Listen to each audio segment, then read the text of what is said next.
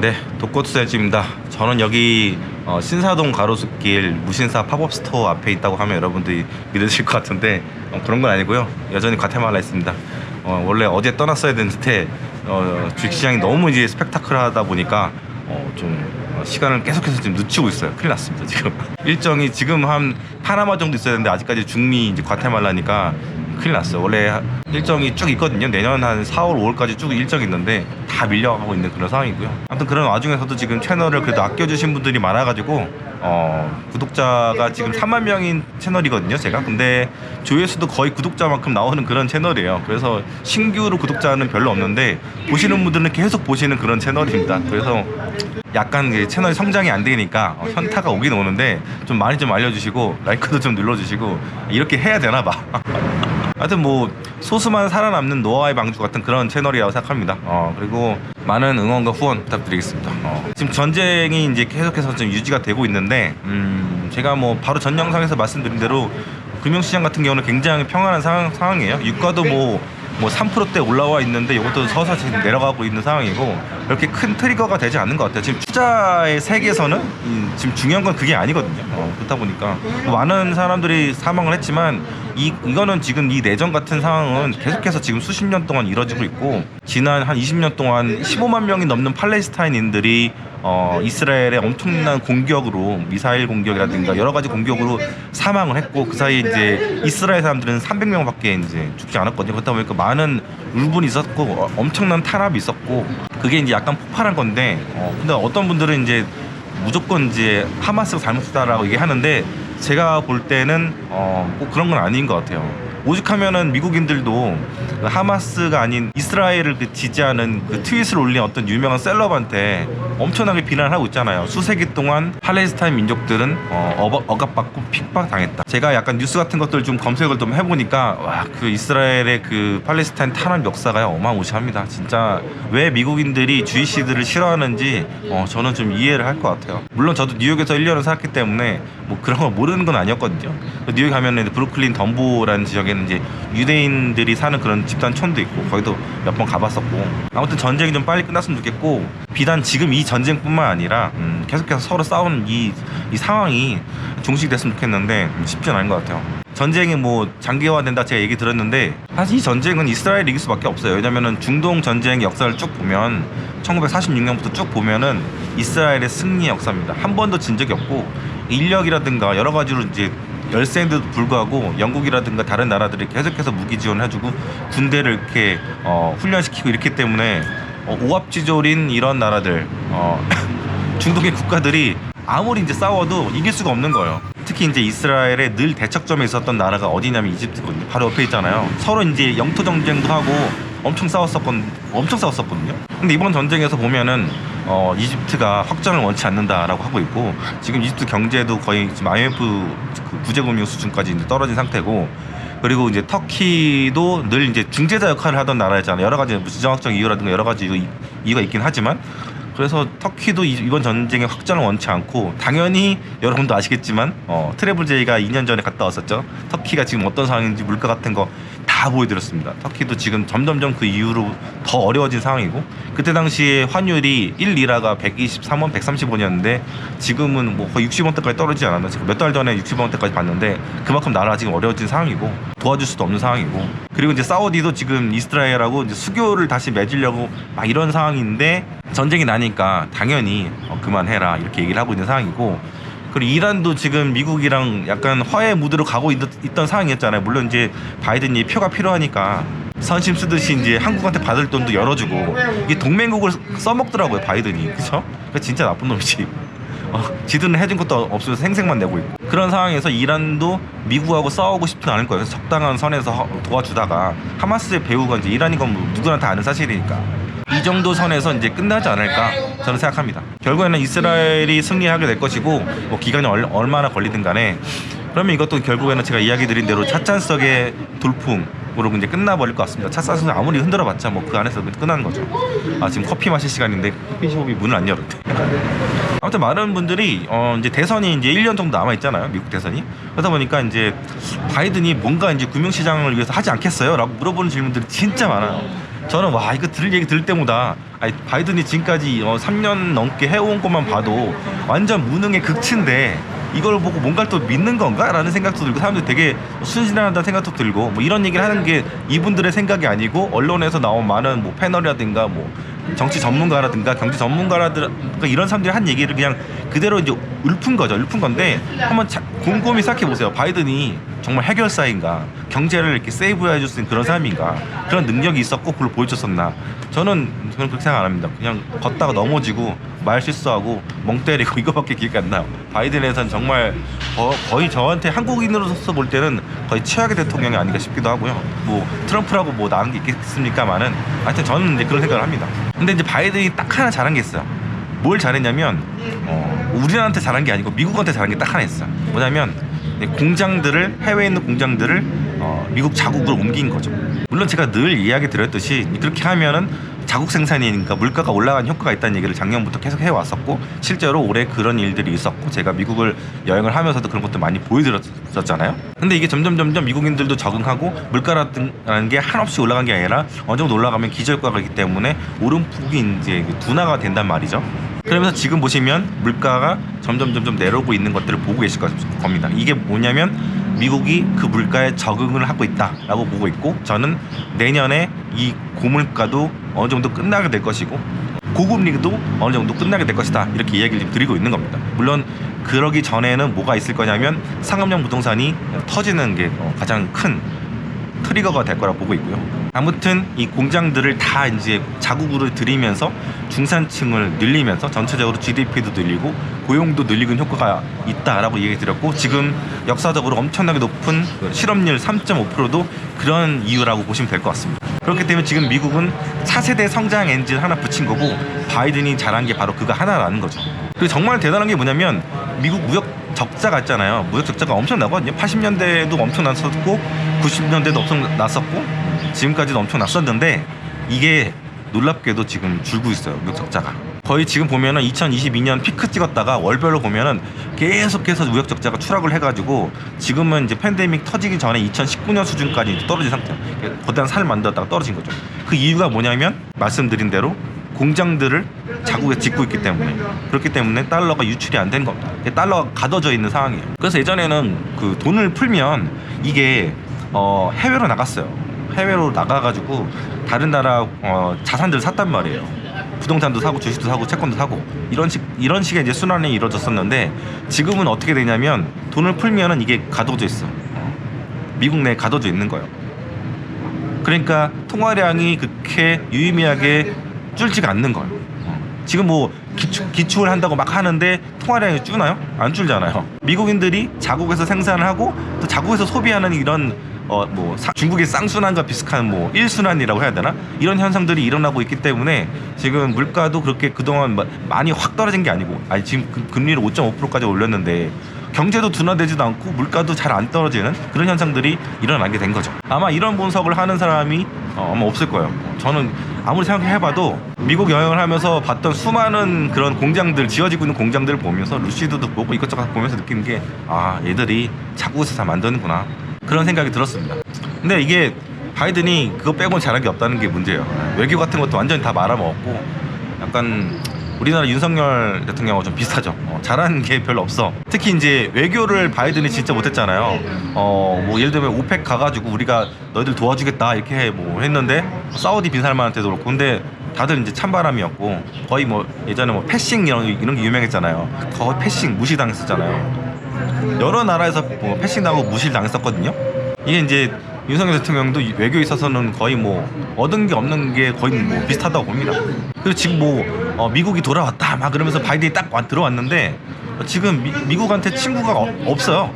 유럽도 나토긴 하지만 미국을 조금 반맛 없어 하고 있는 상황이고 늘 이제 그 프랑스는 미국의 반기를 들었던 나라고 독일도 전통적으로 미국을 별로 좋아하지 않았었고 일본은 지금 미국채를 열심히 팔아가면서 지금 엔화를 방어하고 있는 그런 상황이죠. 아무튼 지금 대선을 얼마 안 남았으니까 바이든이 뭘 하지 않겠나 이런 생각을 하는 건요 너무 이제 바이든을 과대평가하는 거고 상업용 부동산 위기를 막을 방법이 있지 않겠나 이런 생각들도 제가 볼 때는 완전 바이든을 과대평가한 거라 생각합니다. 사실 이제 셧다운 같은 경우에도 지금 계속해서 겨우겨우 넘겨가고 있는 그런 대통령인데 어떤 면에서 볼 때는 저는 바이든보다는 트럼프가 대통령이 되는 게 미국의 국익을 위해서는 더 중요할 수도 있다는 생각이 들어요.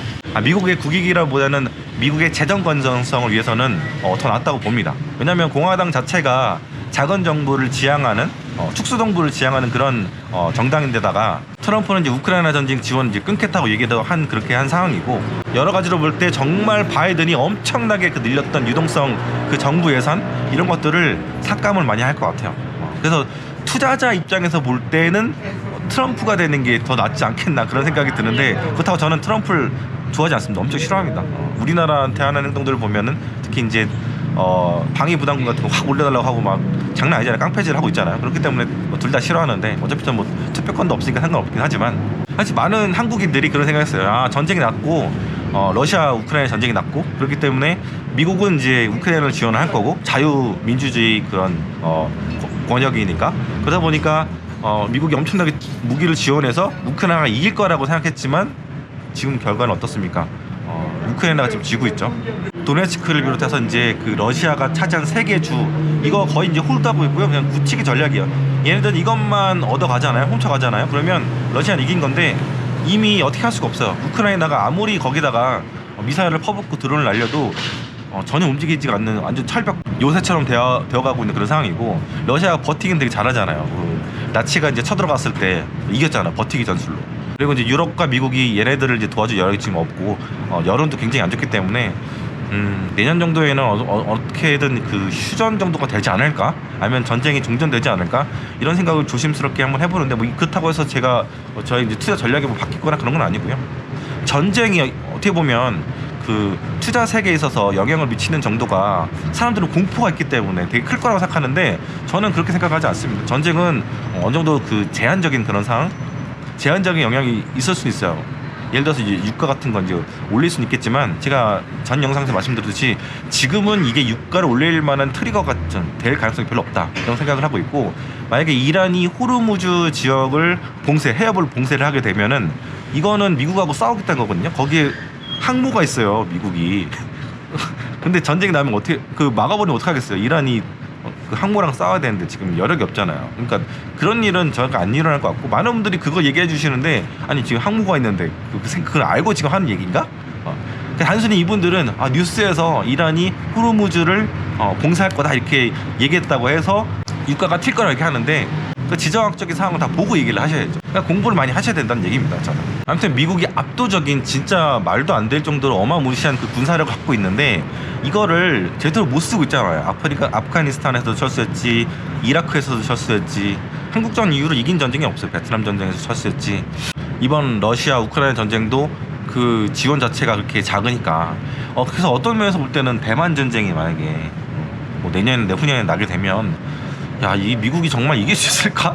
그런 생각이 들 정도로 좀 위태위태해요. 그 무기가 있으면 뭐예요? 이게 재정이 지금 빵꾸 나가지고 지금 셧다운 2번이나 갈 뻔했었는데 이 전쟁을 하려면은 돈이 엄청나게 많이 들거든요. 적어도 미국이 뭐 전쟁을 하나 하려면 1조 달러 정도는 이제 전쟁 국채를 이제 팔아야 되거든요. 그런데 지금 정부의 재정 상황을 보세요. 이게 가능한가?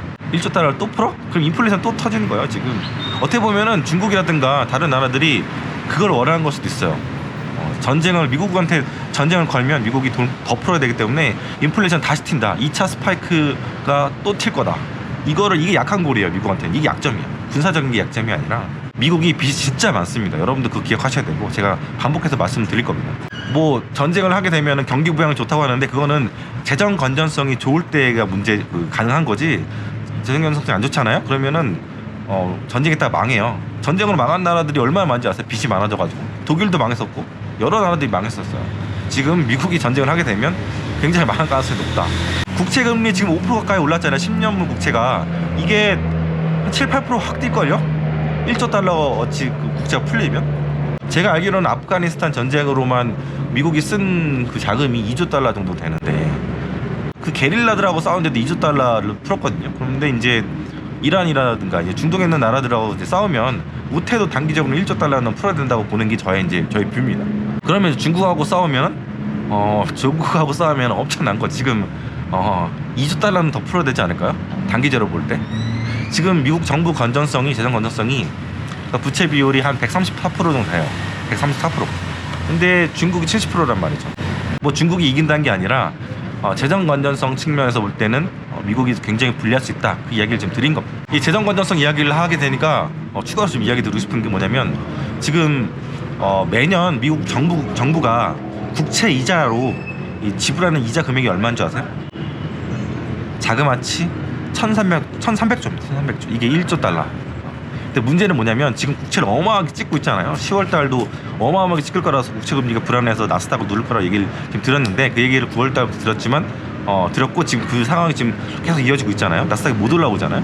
근데 2027년이 되면 어떤 일이 일어나냐면 이 연간 이자 비용이 3조 달러가 됩니다. 3조 달러. 3조 달러가 얼마냐면 4천조.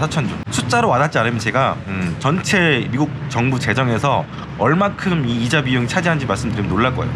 지금 1조 달러면은 얼마냐면 25%. 그러니까 예산이 한 4조 달러 정도 된다고 보시면 되죠. 한 5천조? 우리나라 1년 예산이 한 600조 정도 되나요 지금? 그러니까 한 9배 정도 되는 게 이제 미국의 예산인데, 이게 지금 1조 달러가 25%면 3년 뒤면 75%. 정부 예산의 75%가 이자 내느라고 바쁜 거죠. 지금도 1년에 셧다운이 2번 났는데 3년 뒤면 셧다운이 매달 한 1년에 8번 나지 않을까요 진짜? 완전 지금 빚으로 나라를 이렇게 경기를 부양시키고 있기 때문에, 트럼프랑 바이든이 그래 왔었기 때문에 지금 빚이 이만큼 많아졌는데, 그렇기 때문에 이번에 무디스였나요? 무디스가 왜 그 미국 신용등급 강등을 경고를 했겠어요? 당연한 거지. 지금 1년 뒤, 2년 뒤, 3년 뒤가 중요한데 미래를 이제 포캐스트를 하게 되면 굉장히 어려운 상황이 될 거다. 이게 느껴지잖아요. 그렇죠? 아무리 바보라고 하더라도.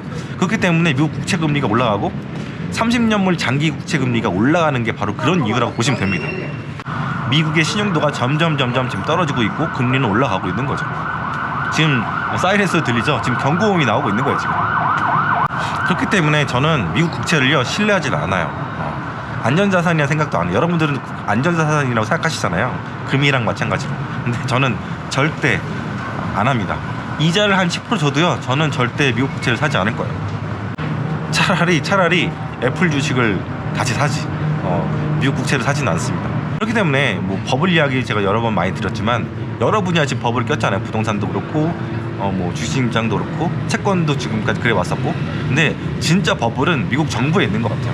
근데 이 버블을 끌려면은 적임자가 필요한데, 제 생각에는 바이든은 아니라고 봐요. 바이든. 그렇기 때문에 바이든의 이 연임을 막아야 된다고 저는 생각을 들고, 물론 트럼프도 문제가 있죠. 트럼프도 문제가 있는데 저는 이제 투자자 입장에서 볼 때는 이게 진짜 바이든이 아니라고 봐요. 근데 트럼프가 되면은 이제 나라가 완전 두 조각으로 쪼개질 거란 말이죠. 정치적으로 굉장히 불안정해질 거고, 외교적으로도 엄청나게 이제 불안정해질 거기 때문에, 우리가 실제로 그걸로 지난 4년 동안 봐왔잖아요.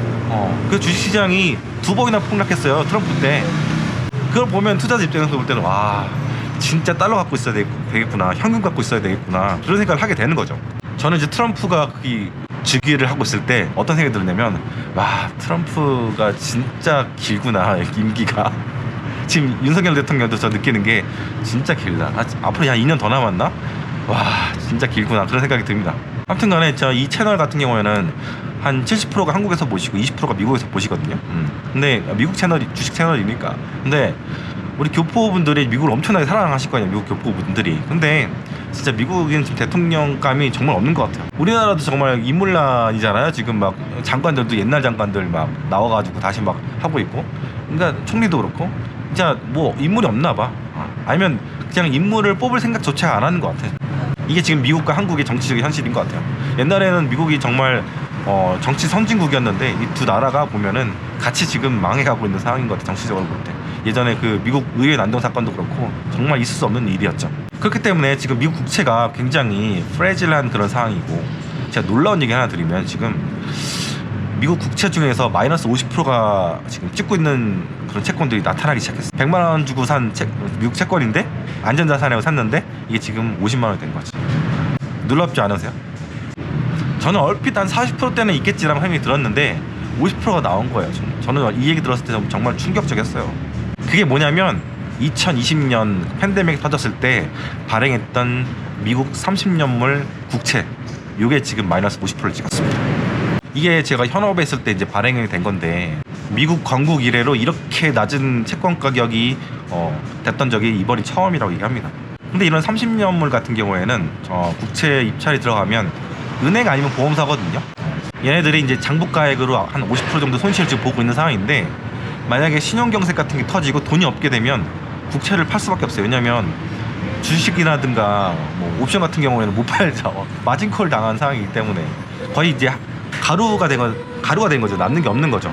그럼 결국에는 팔 게 채권인데 채권 투매가 나타날 수 있는 거죠. 그렇기 때문에 상업용 부동산 같은 경우에는 터지게 되면 이게 진짜 무서운 거예요. 이게 같이 연결돼 있기 때문에. 근데 더 큰 문제가 뭐냐면 지금 마이너스 50%잖아요.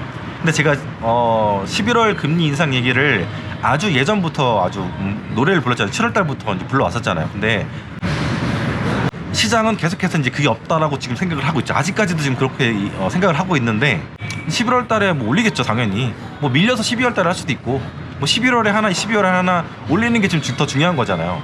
그렇게 되면 미국 국채가 전체로 다 한 단계 가격이 떨어지고 금리는 올라가게 되는 거죠. 이게 진짜 무서운 거죠. 제가 미국 국채 10년물이 이자율이 4.5%가 이걸 뚫게 되면은 그 위에 상방은 모른다, 얼마나 갈지 모른다라고 얘기를 들었었잖아요. 지금 거의 4.9%까지 올라왔잖아요. 뭐 4.7% 간다, 4.75% 간다, 막 많은 사람들이 그렇게 얘기를 했는데, 이게 지금 상황이 그냥 0.25% 올라가서 그만큼 그 딱 비례해서 올라간 게 아니고, 이제 뭔가 무섭다라고 시장에 지금 생각을 하게 되는 거예요. 채권 트레이더들이, 채권 매니저들이 그런 생각을 하고 있는 겁니다. 지금 이게 문제가 심각한데, 일단 주식시장은 그거에 대해서 아주 둔감한 상황입니다.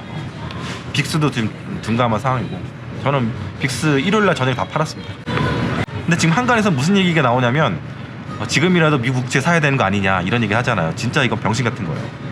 진짜 나쁜 놈들입니다. 진짜 채권 팔아먹으려고 하는 거고, 채권을 개인들한테 떠넘기려고 하는 거예요. 왜냐면 유튜브 보면서 채권 사고 주식 사는 사람들은 개인들밖에 없거든요. 그런 사람들은 절대 멀리 하세요. 채널도 보고 있다면 끊으세요. 그런 사람들 보면 채권 애널리스트들인가 채권 그 자문사라든가 운용사 사장들이잖아요. 나쁜 놈들이에요, 나쁜 놈들. 주변에도 그런 사람 있으면 내색을 하지 말고 그냥 한숨만 쉬세요. 아무것도 모르는구나, 이 사람이. 진짜 지금 미국의 상황이 어떤지를 모르는 거지. 진짜 무식하면 용감하다는 말이 여기서 나오는 것 같아요. 지금 노래소리가 나와가지고 이게 또 큰일 났네. 장소를 옮겨야 될 것 같은데. 미국 국채 얘기 나오니까 제가 또 코트셀지에서 그 레이달리오 이야기 한 적이 없을 거예요. 왜냐면 그 사람들 제가 별로 이렇게 신뢰를 하지 않거든요. 약간 다른 세상에 살고 있는 사람 같기도 하고, 뭔가 정신이 약간 좀 이상해질 것 같아. 돈이 너무 많아서 그런지 모르겠는데, 그분이 창시한 전략 중에서 올 웨더 전략이라는 게 있잖아요. 이거 채권들 이 전략 다 망했습니다. 다 완전 쫄딱 망하고, 채권 금리가 엄청나게 떨어졌기 때문에 다 망해버렸어요. 그러니까 뭐 채권과 주식으로 이렇게 하겠다, 이런 전략이 완전 다 망해버렸어요. 한때는 뭐 완벽한 전략이다, 막 불황에도 수익을 낼 수 있다, 막 그런 얘기들을 많이 했잖아요. 근데 지금 상황이 이렇게 됐습니다. 제가 예전에 올웨더 전략을 펼치는 그런 그 자산운용사 그 수익률을 본 적이 있었는데, 2011년부터 21년까지 171%였어요. 나름 잘하네? 그런 생각 했는데, 근데 그 당시에 S&P가 얼마였냐면 300%. S&P는 2011년부터 21년까지 300% 수익이 났어요. 그러니까 더 못한 거지. 수익률이 더 떨어지는 거지. 게다가 더 큰 문제는 뭐냐면 2021년부터 23년 올해까지 국채금리, 기준금리 엄청나게 올랐잖아요. 그래서 채권 다 망했잖아요. 물가 연동치도 다 망했거든요. 그럼 올해도는 얼마나 망했을까, 그런 생각이 듭니다. 아마 작년 같은 경우에는 주식으로 깨지고, 그리고 채권으로 양방으로 다 깨졌을 거예요. 거의 가루가 되지 않았을까, 그런 생각이 드는데, 한번 여러분도 관심 있는 분들 한번 찾아보십시오. 저는 관심은 없는데